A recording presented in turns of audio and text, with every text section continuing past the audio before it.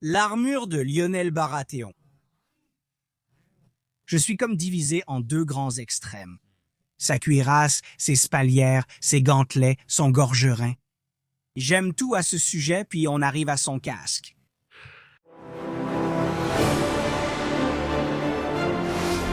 Shadowversity.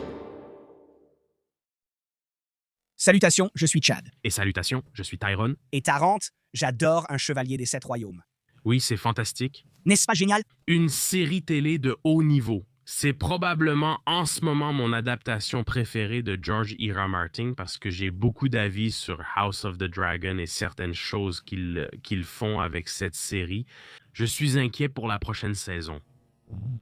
Ils se sont éloignés des livres à bien des égards. On sait tous comment Game of Thrones a fini. Bref, Mais c'est fantastique, mec. c'est génial. Et non seulement Ike est, à mon avis, le meilleur média Game of Thrones réalisé jusqu'à présent. C'est juste une de mes histoires préférées. J'adore le roman graphique depuis des années. C'est l'un de mes favoris. Ça parle de la chevalerie médiévale. J'adore tous les éléments médiévaux authentiques qu'il contient. L'adaptation est vraiment réussie. J'ai eu des discussions et des critiques avec Mike S. Miller, qui est l'artiste du roman graphique, n'est-ce pas?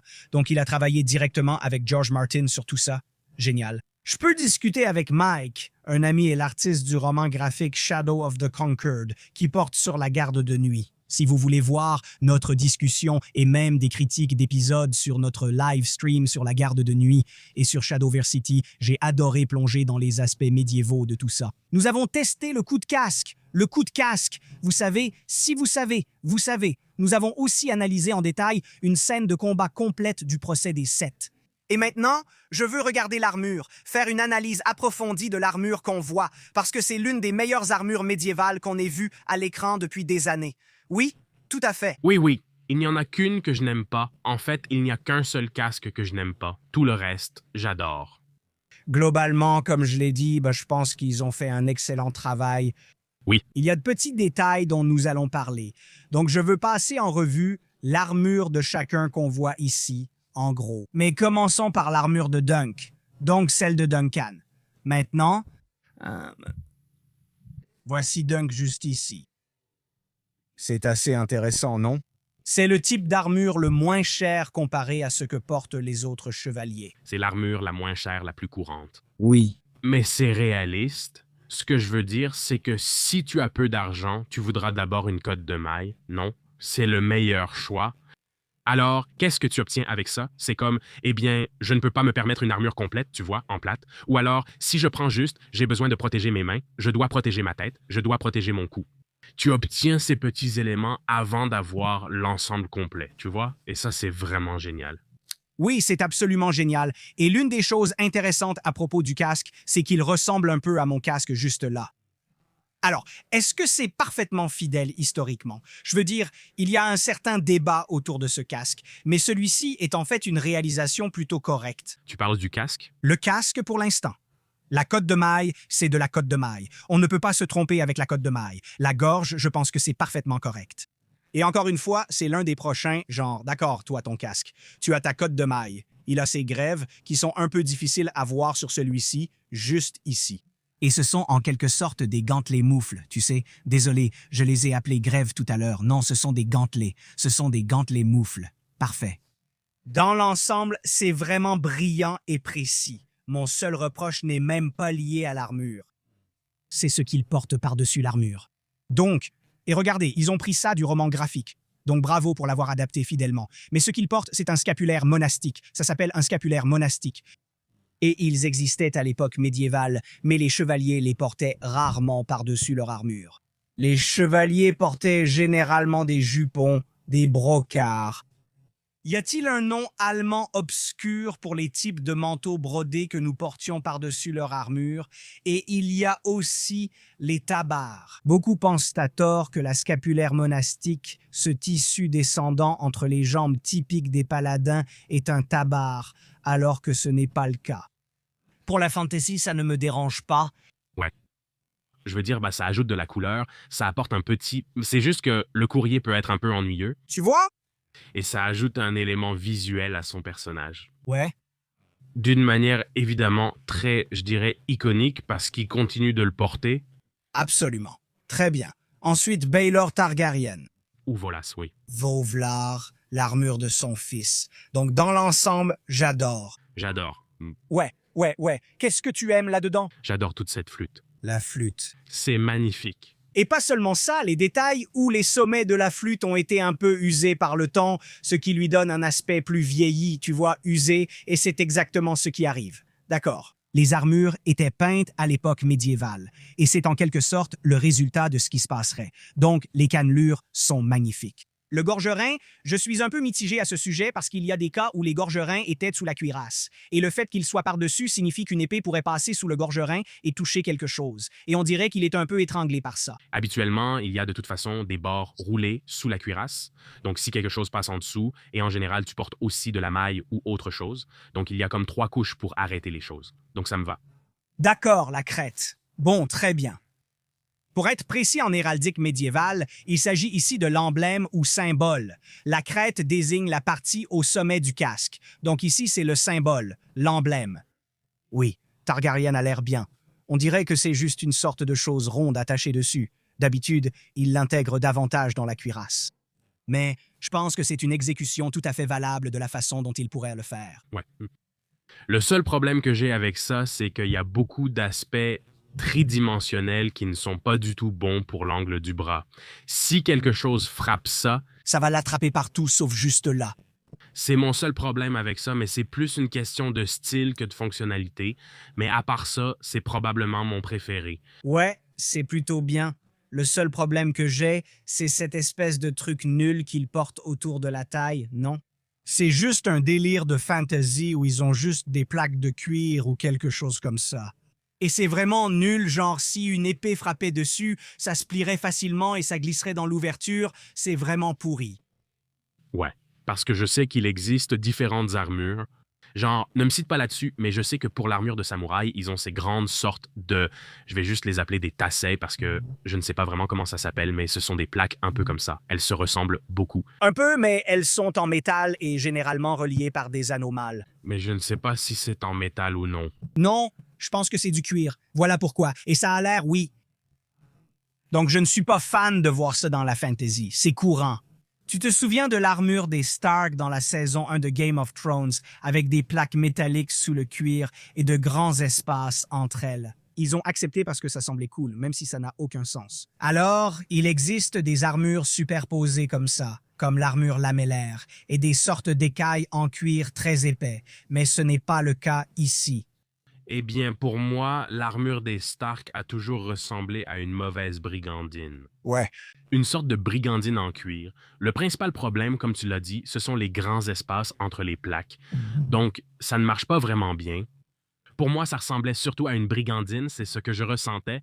L'autre chose sur laquelle on pourrait commenter, même si c'est plus difficile à voir ici, mais si tu t'y connais en armure et que tu regardes de près, tu peux voir que l'épaisseur de cette armure est d'environ 1 mm. Oui, mais tu peux avoir de l'armure thermotraitée. Oui, mais une véritable armure protectrice doit avoir 2 mm d'épaisseur aux endroits importants. Ça peut descendre à 1 mm ailleurs, oui, exactement. En général, quand tu étends une cuirasse, elle devient plus épaisse ici et plus fine sur les bords. Ça arrive aussi. On peut supposer que tous les bords visibles sont ceux de l'armure, donc c'est peut-être là où c'est le plus fin actuellement. Peut-être. En tant que casque, j'aurais juste un petit reproche à lui faire, mais dans l'ensemble, je l'aime vraiment bien. Je l'aime vraiment bien. Je ne sais pas si je le porterais vraiment de façon fonctionnelle personnellement parce que l'ouverture pour les yeux est énorme. C'est exactement ce que j'allais dire. Le petit reproche que j'aurais, c'est l'énorme ouverture oculaire sur le casque. Cela dit, cependant, historiquement, je veux dire, il y a eu des cas où elle était un peu plus grande. Et il y avait, par exemple, le casque barbute, qui est un exemple parfait, où c'est un peu comme une barbute, surtout quand il n'y a pas de visière. Et les casques barbutes avaient, vous savez, des ouvertures un peu plus grandes au niveau des yeux. Celui-ci est un peu plus grand, mais dans l'ensemble, je l'aime vraiment bien. Mais j'aime son design, tu vois? Je ne sais pas si je le porterais personnellement. Parce que si on regarde certains des casques, tu sais, barbute, il y a un espace assez grand pour les yeux juste là, et celui-ci, c'est essentiellement la même chose, mais avec une protection sur la bouche. On remarque que celui-là reprend une réplique historique. Ici, c'est un modèle historique. Ouais. Mais cet espace pour les yeux-là est assez similaire à celui-ci. Oui, c'est plus grand, mais il y a des choses comme ça. Comme je le dis, la règle du style l'emporte et ça me va. En fait, ça ne me dérange pas trop dans la fantasy d'avoir des ouvertures pour les yeux qui atteignent cette taille parce qu'il y a un certain précédent historique. Et si tu as déjà porté un vrai casque, tu sais que la vision est vraiment très limitée. Je peux imaginer un chevalier choisir d'être plus vulnérable autour des yeux pour mieux voir au combat. Je comprends ce compromis. Oui, mais globalement, j'aime beaucoup le design. Super rainurage. Et regarde la forme ici, c'est vraiment, vraiment cool. Dans l'exclusivité de cette semaine, nous parlons de la rapière. Maintenant, nous adorons la rapière. C'est l'une des épées les plus mortelles, mais dans de nombreuses situations, elle n'est pas forcément la meilleure. Quelles sont-elles? Nous en parlons dans la vidéo exclusive. Et les soutiens de la chaîne ont accès à cette vidéo et à tout le contenu exclusif. Nous parlons de plusieurs années de vidéos brillantes. Ce sont des vidéos aussi importantes que nos principales sur Shadowversity, mais peu mises en avant par l'algorithme. C'est pourtant le contenu que nous aimons. On débat de thèmes geeks, comme l'intérêt des fauteuils roulants dans un univers fantastique ou la meilleure armure contre le feu de dragon. C'est du contenu amusant et typique de Shadowversity. Et tout cela est disponible pour $1 par mois. C'est tout ce que vous avez à donner. Et sincèrement, c'est ce qui nous permet de continuer. Et c'est grâce à nos soutiens pour cela. Ensuite, nous pouvons réaliser ces vidéos classiques pour vous. Vous pouvez nous soutenir via Patreon, Subscribestar ou les abonnements à la chaîne, ce qui nous permet d'avancer. Et ensuite, vous obtenez l'exclusivité de cette semaine ainsi que tout le contenu exclusif. Merci les gars. D'accord. Maintenant, nous arrivons à l'armure d'Arianne Targaryen. Il y a évidemment quelques similitudes distinctes avec celle de Baelor ou dans le langage du design. Ouais. Mais il y a aussi quelques différences. Et donc, au lieu de cannelures, c'est plutôt comme des cannelures segmentées. Oui, mais je pense que c'est juste une seule pièce solaire. Je pense que c'est juste une question de design. Donc, je crois que j'aime aussi celui-ci. Je ne sais pas pour les pointes. Les pointes, c'est le genre de choses qui semble être une bonne idée jusqu'à ce qu'on doive vraiment les utiliser. Je n'ai jamais essayé les pointes. Et toi, Tari? Oui, j'ai essayé de porter des cornes. Des cornes, oui. Tu ne croirais pas à quelle fréquence ça arrive quand on essaye de faire quelque chose. Je sais que tes épaulettes stylées, c'est nul avec ça. Non, non, non, non, non, non. Ces pointes sont dirigées loin de moi. Et si quelqu'un essaie de s'approcher de moi... Tu aimes ça car ça m'accroche toujours. Mais je parle de pointes qui sortent de ton corps. Tu penses qu'il y a une chance que ces pointes agissent? Parce que regarde, je peux mettre mon épaule juste à côté de ma tête. D'accord. Et en fait, je me suis déjà cogné la dent avec une de mes épaulières de la partie L, juste ici. Donc ça peut vraiment te frapper au visage. Avec des pointes, tu pourrais t'enfoncer une dans le visage. Je ne pense pas que tu t'enfoncerais une pointe toi-même, mais c'est le genre de choses où d'abord, dans quelle direction pointent les pointes? Quelle direction? Vers son visage. Mais je veux dire, si un coup arrivait, ces pointes soulèveraient-elles la lame vers la tête? Oui, si c'était baissé, elle pourrait coincer les boutons. Donc moi, j'ai toujours remarqué que dans beaucoup de récits fantastiques, on voit beaucoup de pointes et elles sont souvent purement esthétiques, sans réelle utilité pratique ou réflexion derrière. Rien qu'en y pensant, même pour les mettre, tu vois? Comment tu les tiens? C'est juste des petits détails comme ça où tu te demandes, est-ce qu'elles sont vraiment nécessaires? À part ça, j'adore le reste de son armure, sauf le casque. Ouais, tu sais, je ne pense pas aimer le casque non plus. C'est juste que, je ne sais pas, je déteste... Les crêtes iroquoises. Maintenant, je pense que ça correspond à son personnage puisqu'il veut être un dragon, mais esthétiquement, je n'aime pas ça. Regarde, les yeux paraissent plus petits. C'est déjà ça. Eh bien... Regarde, on peut voir, non? On peut voir qu'il n'y a pas de rembourrage autour du casque. On peut voir qu'il n'y a pas de rembourrage. C'est un problème. Je ne suis pas fan de ça. C'est aussi très court. Tu vois son cou? Oui, regarde l'espace juste ici. C'est intéressant. Et il n'y a pas de courrier ni rien de ce genre. C'est un bon point. Comme pour un bon casque, tu veux soit passer par-dessus le biseau qui va remonter autour du cou. Donc je ne dis pas qu'ils font tous ça, parce que même mon propre casque, si on regarde ici, il ne descend pas beaucoup, mais c'est là que tu veux que le biseau remonte un peu pour compenser. Mais celui-ci sur l'image paraît très court. Ouais. Donc pas de rembourrage, très court. Et puis il y a la gorge. Désolé, j'ai confondu gorge et chanfrein. Mais de toute façon, la plaque faciale est très ajustée. Oui. Je ne voudrais pas ça, car cela signifie qu'il n'y a pas d'espace pour absorber un choc. Il va directement sur ton visage. En ce qui concerne les joutes médiévales, il n'était pas rare qu'ils aient des crêtes très décoratives sur leur casque qui faisaient des choses étranges et pouvaient être un inconvénient au combat. Je ne lui enlèverai pas de points historiquement, mais fonctionnellement, c'est un problème. Mais là, c'est encore pire que ça. Regardez ça. C'est vraiment l'endroit parfait pour frapper, juste là. Une épée n'ira nulle part ailleurs qu'en plein dans cette tête. Je ne sais pas. Pour moi, c'est juste du métal supplémentaire qui bloquerait l'épée. Parce que c'est comme des cheveux. Il y a des petites indentations. Tu crois qu'il y a des rainures ici? Tu vois? Tout le long de l'armure. Je pense qu'elles emprisonneraient simplement ton épée si tu essayais de frapper à cet endroit. Je ne pense pas. Tu vas être piégé dans 50 minutes. Il pourrait faire sauter la visière parce que ses pointes sont littéralement attachées à sa visière. Ouais. Cela pourrait servir à faire sauter la visière, ce qui poserait problème. D'ailleurs, Dunk lui arrache vraiment la visière pendant le combat. C'est quelque chose d'intéressant qui pourrait aussi être pertinent dans le combat de la série. Peut-être, oui. Ensuite, l'armure de Lionel Baratheon. Je suis comme partagé entre deux grands extrêmes. Sa cuirasse, ses spalières, ses gantelets, sa gorgerin. Je pense que j'aime tout à ce sujet. J'aime que ce soit l'une des armures les plus authentiques historiquement. Parce que celle des Targaryen est un peu plus ornée pour ressembler à un dragon et tout ça, alors que celle-ci s'inspire directement de l'histoire. Et ensuite, on arrive à son casque. Ouais. Alors, Parce que, tu vois, je préfère l'armure des Targaryens. C'est fantastique. C'est vraiment mon truc. Moi, non, j'aime son armure. maintenant, pour référence, on a des casques de samouraï avec de grandes cornes dessus et c'était super gênant. Ça le rend très déséquilibré. Exactement. Je n'ai pas aimé ça. Je pense que cela correspond à son personnage. Alors, une chose que nous avons oubliée avec Lionel Barati, et ça s'appelle la tempête rieuse, mais l'une des choses qu'il faisait dans les tournois, c'est qu'une fois dans la mêlée, il coupait toujours la crête du casque de ses adversaires pour les démoraliser, et ça colle plutôt bien à son personnage. C'est justement ce qu'il vise chez les autres, mais lui, il a l'un des plus grands ornements sur son propre casque, plus que n'importe qui. Cependant, presque personne n'a réussi à faire tomber ces ornements de son casque, car il est vraiment solide. Que penses-tu des fentes verticales? Globalement, je crois que je les déteste. Mais ça ne veut pas dire qu'elles sont... Je suis presque sûr qu'il y a un exemple de ce genre. Oui, je sais.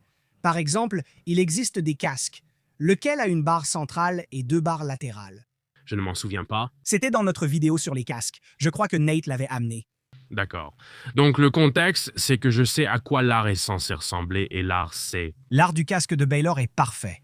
Et ils ne l'ont pas fait, ils ne l'ont pas fait. Ils nous ont donné, désolé, celui de Bratheim. Lionel. Lionel, oui, Lionel Bratheim. L'art est parmi les plus cool. J'aime les casques. Partons tout de suite. C'est juste ici. Regarde ça. C'est ça dont tu as été privé. Exactement. C'est le summum, là. C'est cool. Voilà ce qu'on aurait dû avoir. Regarde aussi comme cette armure paraît massive.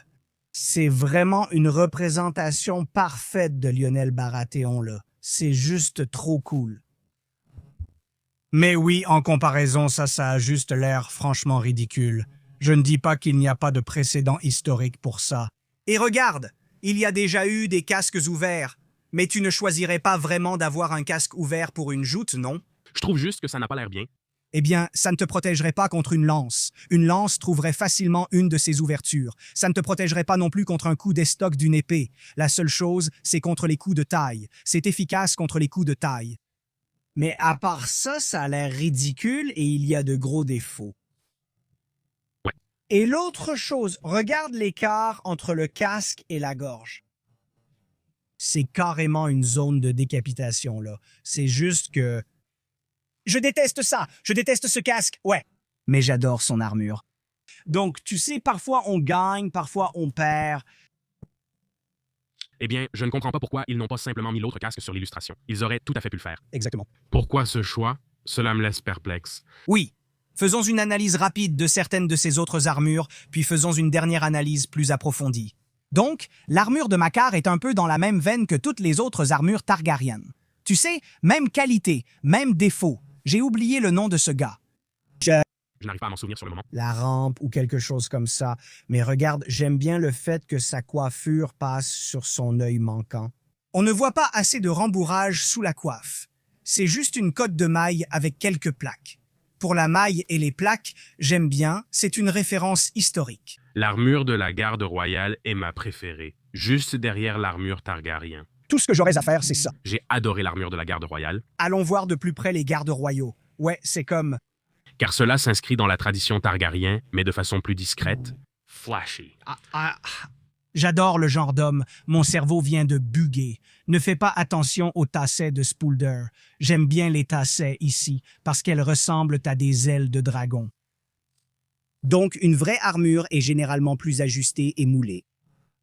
Ce serait mieux avec une arête plus marquée ici. Je suis d'accord. C'est assez plat, mais j'aime bien. Ce n'est rien de trop extravagant, mais c'est vraiment sympa. C'est agréable à voir. Ma dernière critique porte sur le goji.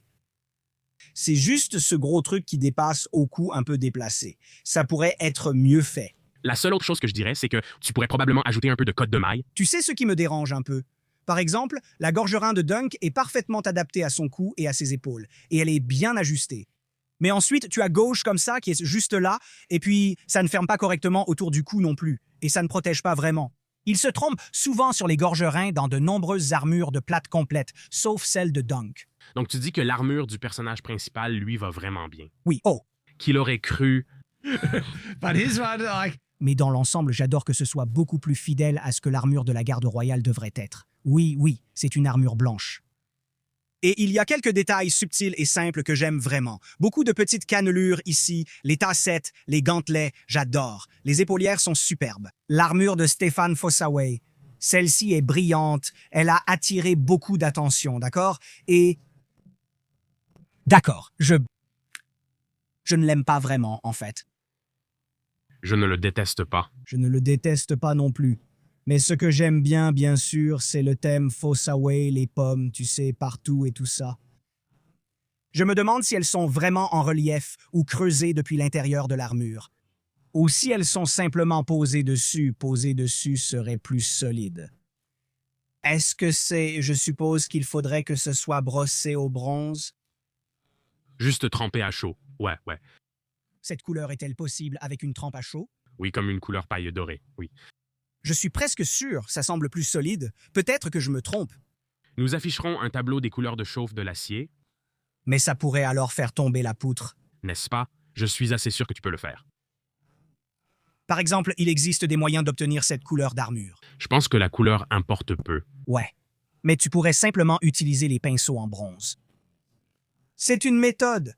Pour les épaulières, la forme et le design conviennent bien. Ça correspond à son personnage flamboyant qui aime attirer l'attention. Je n'aime pas ce casque. Ce que nous voyons, c'est ça. On ne le voit pas vraiment beaucoup et je ne me souviens pas vraiment l'avoir vu dans la série, mais je ne l'aime pas. Regarde, c'est la visière du casque. C'est bizarre. C'est une sorte de visière de science-fiction bizarre, là. Je ne sais pas, on ne le voit pas vraiment dans la série ou je ne m'en souviens pas. Mais sur cette image haute résolution, on a un aperçu ici.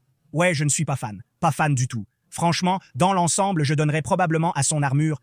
On n'a pas donné de note jusqu'à présent, mais je vais en lancer une. Peut-être un 5 sur 10 pour Stéphane. C'est fonctionnel. Ouais, c'est fonctionnel. Ça va. Je veux dire, il y a une chose que je peux accorder à Prosport, c'est cette épée. Ce n'est pas une blague. Une épée Albion. Eh bien, ils ont copié le design d'une épée Albion. Je ne plaisante pas. Et ça revient plusieurs fois. Ce design exact est aussi apparu dans Outlaw King. Et je le souligne parce que je l'ai reconnu comme une épée Albion à ce moment-là. Je la revois ici car je connais la garde en croix relevée et le pommeau distinctif. Je reconnais cette épée maintenant. Pourquoi apparaît-elle dans plusieurs médias populaires? Je l'ignore. C'est probablement juste un accessoire réutilisé par les sociétés de production. Tu as raison. Regarde ça. Magnifique. C'est tellement difficile à voir. Tellement difficile à voir. Mais waouh! Vous voyez tout le dragon qui fait comme une sorte de flûte? En fait, ça a vraiment l'air au top. J'aime bien, ouais. Waouh! Et c'est comme une seconde. Je me dis, mec, Tu peux à peine le voir. Et tu es prêt? On va jouer, cligner des yeux et tu le rates, non? Voilà, c'était ça. C'est tout. C'était ça. Oh mon Dieu. Mais t'as raison, c'était vraiment cool. Mais dans l'ensemble, même s'il y a quelques critiques, c'est un grand pas en avant pour une armure fonctionnelle, médiévale et authentique. Mais quelles sont les critiques? C'est ça. Je ne sais pas, j'aime ça. C'est bien et j'en suis content. Le casque de Lionel. D'accord. Ce genre de truc, non. Mais le truc, c'est qu'ils ont gâché ça quand même. D'accord. Ils auraient pu choisir le cœur, ça aurait été plus cool. Ils ont fait à leur façon. Sinon, tout est cool. Comme je l'ai dit, c'est vraiment, vraiment bien. C'est parmi les meilleurs qu'on ait vus à l'écran. Et mon préféré, c'est peut-être Dunks. C'est simple, basique, mais efficace. Son casque est juste simple, totalement fonctionnel. Il a une bonne gorge-rein, une cotte de maille, de bons gantelets. Je crois que son armure est ma préférée. Et toi, c'est laquelle la tienne? Pour moi, ça reste Baylor ou Valars. C'est trop cool. Quelle est votre armure préférée dans Chevalier des Sept Royaumes? Dites-le en commentaire et regardez notre vidéo où on teste ce casque. Vous l'avez sûrement déjà vu, elle a bien marché. Et si vous alliez plutôt voir l'analyse de la scène de combat du Jugement des Sept, souvent manquée, on y fait une analyse complète. C'est juste là, j'espère vous y retrouver.